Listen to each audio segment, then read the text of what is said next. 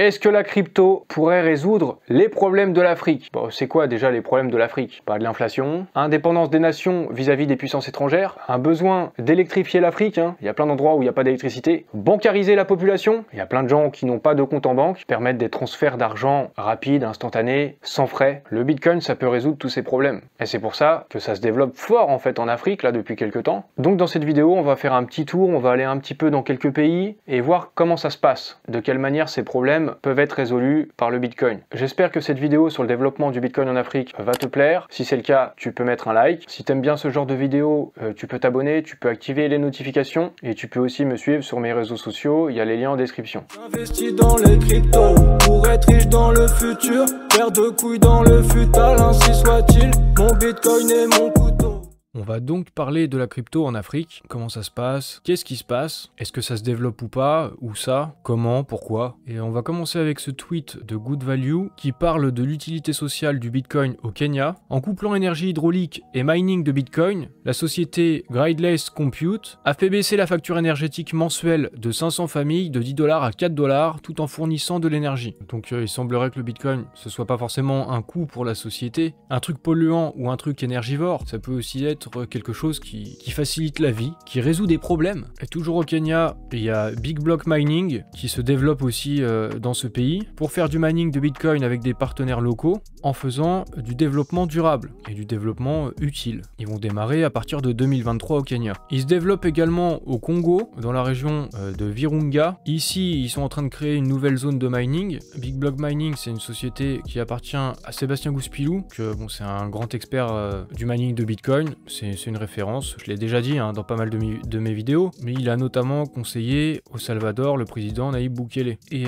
j'ai déjà parlé de lui aussi concernant la Centrafrique, parce que vu qu'on parle de l'Afrique, le premier pays africain à avoir légalisé le Bitcoin, c'est la République centrafricaine. J'ai fait pas mal de vidéos sur le sujet, je vous les mets au-dessus, parce que si le sujet du Bitcoin, des cryptos en Afrique, ça vous intéresse, ça pourrait vous intéresser de regarder ça. Et Sébastien Gouspilou, il s'était rendu avec un groupe de Bitcoiners en Centrafrique aussi pour rencontrer les autorités locales. Là par exemple sur cette photo, il rencontrait le ministre de l'énergie du Gabon. Le mining de Bitcoin, c'est évidemment une solution contre le gaspillage de la ressource électrique en Afrique. Le mining va accélérer l'accès à l'électricité des 600 millions d'Africains qui en sont privés. Et en fait Sébastien Gouspilou, il est assez présent lui directement parce qu'il se rend sur place, mais aussi ces sociétés de mining. En fait on va voir aussi dans cette vidéo que l'Afrique, ça pourrait être un territoire où le Bitcoin va vraiment bien se développer. En tout cas il y a vraiment un terreau pour. Il y a plein de conditions réunies, en fait il y a plein de problèmes, il y a pas mal de problèmes, et le Bitcoin apporte beaucoup de solutions, donc le Bitcoin devrait bien se développer en Afrique. D'ailleurs récemment, là en décembre, au début décembre, il y a eu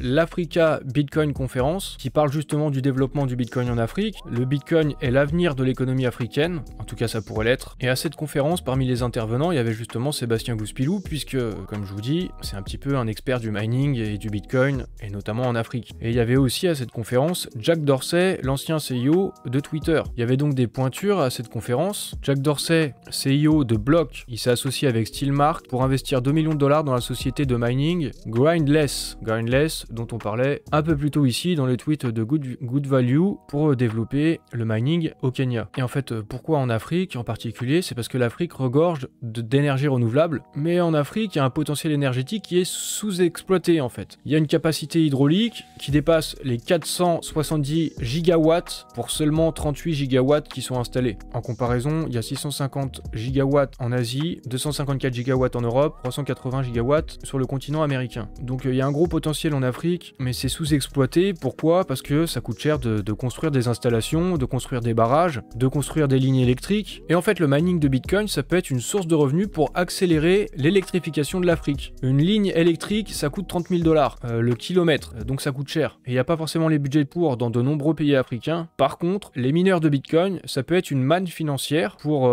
rentabiliser des installations hydrauliques, par exemple des centrales hydrauliques, ou alors ça peut aider les petites centrales électriques qui existent déjà, mais qui peuvent pas acheminer leur énergie faute de lignes électriques. Donc finalement, il y a une sous-exploitation du réseau, il y a des petites centrales électriques, il y a des populations autour qui pourraient en bénéficier, mais faute de moyens, il n'y a pas assez de lignes électriques qui sont construites, donc les habitants n'ont pas accès à cette électricité. Et il y a des sociétés de mining qui qui s'installent sur les petites centrales isolées pour voir si cette source de revenus supplémentaires pourrait permettre de financer la construction de lignes électriques. En fait, le but des mineurs de Bitcoin, c'est d'acheter de l'électricité la moins chère possible. Et souvent, l'électricité la moins chère possible, c'est de l'électricité qui est perdue, qui est produite, mais qui ne peut pas être vendue. Dans le cas de ces petites centrales isolées, c'est le cas. Il y a une certaine production d'électricité, mais c'est des centrales isolées, il n'y a pas assez de lignes électriques, l'électricité n'est pas vraiment complètement distribuée, il y a une sous-exploitation de la centrale par rapport à ses capacités. Donc la centrale est prête à vendre son électricité moins chère à des mineurs, à des nouveaux clients en gros, puisqu'elle peut pas en avoir d'autres de toute façon. Et si c'est rentable pour le mineur de Bitcoin, et en même temps pour la centrale électrique, c'est une manne financière supplémentaire, et ça permet de développer le réseau électrique et donc à terme d'avoir plus de clients. Et aussi,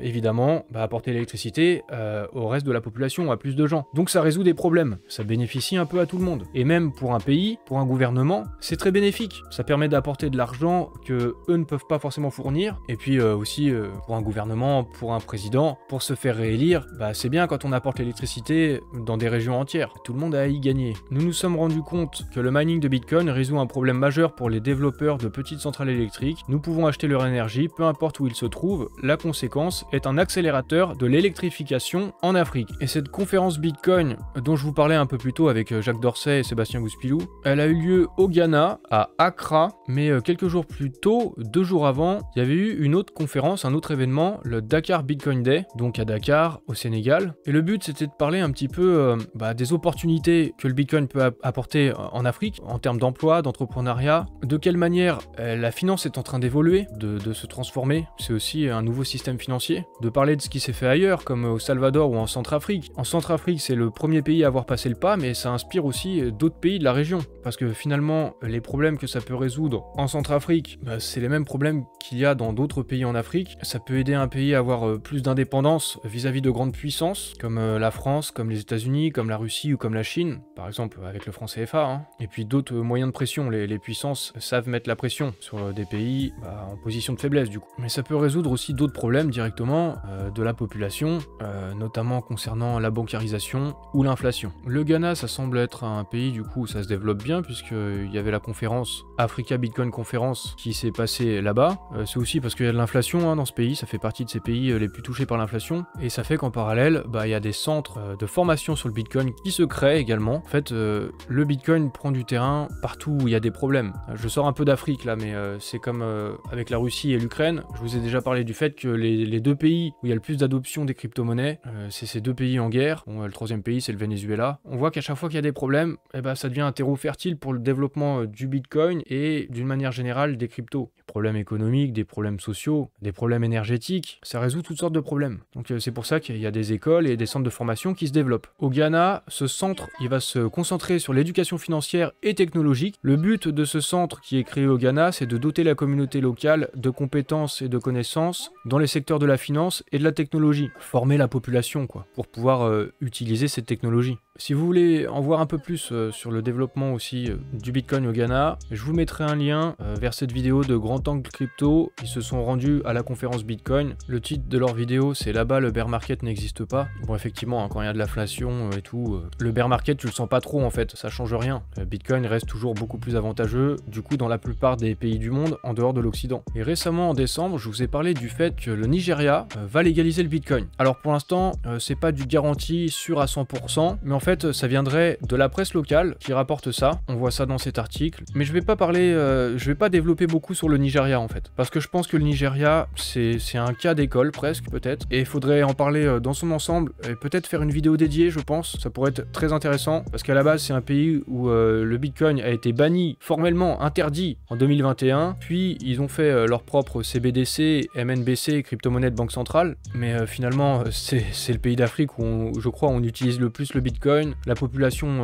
a rejeté la crypto-monnaie de banque centrale. Et finalement, ils sont en train de changer de bord. Et ils partiraient pour réguler et légaliser le Bitcoin et les crypto-monnaies dans leur ensemble. Donc voilà, ça pourrait être un cas intéressant à étudier. Peut-être que ça pourrait être comme ça aussi dans d'autres pays en Afrique. Des pays où c'est interdit, malgré les interdits, vu que ça répond à un besoin, la population l'utilise. Et de fait, ça finit par être légalisé. Ça pourrait être un modèle. En plus, au Nigeria, il y a Binance qui collabore avec le gouvernement. Donc officiellement, officiellement, hein, avec les autorités locales. Je crois que CZ a rencontré même le président du Nigeria. Et le but, c'est de créer une zone économique spéciale pour favoriser l'essor de la blockchain. Donc finalement, le Nigeria, ils prennent un autre tournant, quoi. Je vous ai beaucoup parlé de l'Afrique subsaharienne, mais ça progresse aussi au Maghreb. Comme par exemple au Maroc, il y aurait 3% de la population qui posséderait des cryptos, 1,15 million de Marocains détenant des cryptos en 2022. En fait, au Maroc, c'est interdit, les crypto-monnaies, c'est formellement interdit, c'est illégal. Pareil en Tunisie, en Égypte aussi, il me semble. Malgré ça, ça progresse dans tous ces pays. Et en fait, on remarque que dans ces pays, il y a une faible bancarisation, sur tout le continent africain globalement, et il y a une très forte inflation. Et donc la population adopte la crypto, malgré les interdictions légales. Même quand c'est illégal, les populations adoptent cette technologie. Probablement que ça répond à des problèmes, ça apporte des solutions. On retrouve Sébastien Gouspilou, c'était en octobre, qui parlait de la Namibie. La Banque centrale de Namibie affirme que le Bitcoin peut être accepté comme moyen de paiement. Alors en Namibie, c'est aussi un petit peu le même schéma. La population utilise le Bitcoin et finalement les autorités elles finissent plus ou moins par légaliser. Alors en Namibie, c'est pas vraiment encore légal, hein, mais ce qui a été dit, c'est que les détaillants, les revendeur peuvent prendre l'argent sous cette forme s'ils sont disposés à participer à un tel échange. C'est-à-dire que si le commerçant accepte du Bitcoin et si le client il est prêt à acheter en Bitcoin, ils sont d'accord pour utiliser le Bitcoin, et bah la banque centrale elle dit on vous laisse faire, vous faites ce que vous voulez, c'est bon, vous avez le droit de le faire en fait, même si c'est pas légal encore. C'est pour ça que j'en avais parlé sur Twitter en disant bah le Bitcoin, bientôt une monnaie légale en Namibie. Sébastien Gouspilou il avait répondu qu'il n'y avait même pas besoin en fait que ça devienne légal. J'avais dit bah comme dans de nombreux pays d'Afrique et dans le monde en fait, il suffit juste que les populations prennent conscience et acceptent le Bitcoin entre eux. Si le boulanger il accepte le Bitcoin, si j'ai du Bitcoin, si on est tous les deux d'accord pour faire un échange, bah on le fait en fait. Si Bitcoin répond à un besoin réel, alors ça se fera tout seul. Et peu importe ce qu'en pensent les banques centrales, les gouvernements, ils seront obligés d'accepter si on fait comme ça, en Afrique ou ailleurs. Mais là du coup, comme disait Sébastien Gouspilou, la parole d'une autorité qui soit pas systématiquement contre, ça change déjà beaucoup de choses en fait dans l'esprit avec ce qui se passe en Namibie. Ils ont pas dit que c'était légal, mais ils autorisent. C'est un changement de positionnement. Ça peut inspirer aussi d'autres pays et d'autres banques centrales en Afrique et ailleurs dans le monde. Dans la description, je vous mettrai un crypto space du journal du coin dont le sujet c'était justement le Bitcoin en Afrique. C'est un d'entre vous qui m'a recommandé d'écouter. J'en ai écouté une partie et c'est vrai que c'est intéressant. Vous retrouverez le lien dans la description de ma vidéo. Et ça aborde bien ce sujet des problématiques en Afrique et la résolution de problèmes avec Bitcoin. Et en plus de ça, par exemple, ça parle du fait qu'en Afrique, ils sont déjà habitués au paiement mobile. C'est très développé en Afrique. Donc finalement, utiliser son téléphone pour acheter, vendre ou envoyer de l'argent, ça paraît aussi assez naturel en Afrique. Tout le monde y est habitué là-bas. Alors que ce soit en crypto ou avec des paiements mobiles comme c'est déjà le cas actuellement, ça revient un peu au même. Il n'y a pas de problème culturel à le faire. Même si pour l'instant, la crypto n'est pas installée partout, chez tout le monde. Faut encore savoir l'utiliser, faut encore de l'éducation, faut encore de l'apprentissage. Mais il y a des pays, comme on a vu, où ça se développe de plus en plus vite. Et une des raisons pour lesquelles ça progresse, les cryptos en Afrique, c'est aussi parce qu'il y a des frais de transaction très élevés avec les moyens actuels, par exemple Western Union. Dans cette zone du monde, on retrouve par exemple en 2020 16% de frais de transaction. En Tanzanie, c'est 19,73%. En Angola, 19%. Imaginez, vous voulez envoyer 100 €, il y a presque 20 € qui va dans la poche de l'intermédiaire et donc pas directement dans la poche des personnes à qui vous voulez envoyer l'argent. C'est un gros manque à gagner pour les populations et du coup aussi pour les gouvernements. S'il y a 20% d'argent en moins qui rentre, inversement, ce serait 20% d'argent en plus qui rentrerait en utilisant les cryptos. Donc ça peut aussi intéresser les gouvernements. Et d'ailleurs, ça les intéresse. D'autant plus qu'aujourd'hui, il y a des solutions avec le Bitcoin comme le Lightning Network. Alors qu'est-ce que c'est rapidement? Si vous connaissez pas, c'est une technologie, c'est une solution de seconde couche, un layer 2 sur le réseau Bitcoin. Ça permet des transactions plus rapides et à un faible coût. C'est presque de l'instantané. C'est même plus rapide que si c'était avec une carte bleue, quoi. Donc ça se développe pas mal et ça pourrait se développer en Afrique. Donc voilà, avec ce type de solution, on supprime des Western Union. Il n'y a plus besoin de ces intermédiaires. Et en plus, avec des Western Union, ça peut prendre des jours ou des semaines faire le transfert. Alors que là, avec du Lightning Network, c'est instantané. L'adoption d'une technologie, ça peut s'effectuer que si ça répond à un besoin concret, si ça apporte des solutions à un problème qui n'en avait pas jusqu'alors. Il se pourrait bien que la crypto, ça réponde à beaucoup de problèmes en Afrique. On a donc vu que le Bitcoin, ça pouvait résoudre plein de problèmes en Afrique. C'est aussi vrai dans d'autres régions du monde en fait. On retrouve ce type de problème dans pas mal d'endroits, mais c'est quand même particulièrement vrai en Afrique. Et il y a un truc qui est intéressant quand même. En même temps que ça va résoudre ces problèmes en Afrique, en même temps que ça va apporter plus d'argent en fait dans ces pays-là, ça va développer les infrastructures, ça va développer Internet, l'électricité pourra être disponible pour plus de gens. Bon, en fait, ça va en même temps nourrir le développement du Bitcoin et des cryptos en Afrique. C'est pas formidable tout ça? Bon, si ça te plaît, tu peux me mettre un like. N'hésite pas à me suivre sur mes réseaux sociaux, à suivre mes prochaines vidéos en activant les notifications. Et je parlerai sûrement de pays d'Afrique en particulier à l'avenir et aussi d'autres régions du monde, voir comment ça se passe. Moi, ça m'intéresse, ça peut vous intéresser aussi.